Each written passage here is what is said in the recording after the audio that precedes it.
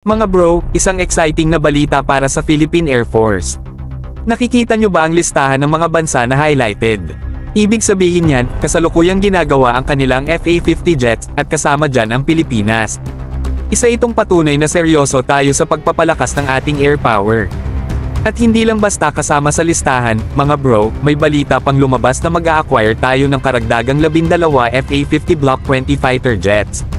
Ibig sabihin, mas lalakas pa ang ating Air Force at mas magiging advanced ang ating kakayahan sa aerial combat at defense.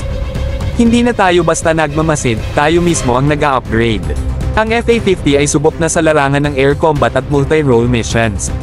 Hindi ito simpleng trainer aircraft, ito ay may kakayahang magpatrolya, lumaban, at magbigay ng suporta sa ating ground troops. Kasama sa Block 20 upgrade ang mas modernong Avenex at weapon system na makakapagbigay ng mas matinding depensa sa ating himpapawid.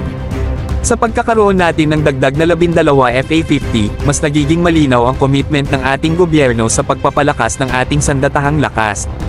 Hindi lang tayo basta nagtatayo ng air fleet, tayo ay gumagawa ng isang malakas at credible air defense system na kayang lumaban kung kinakailangan.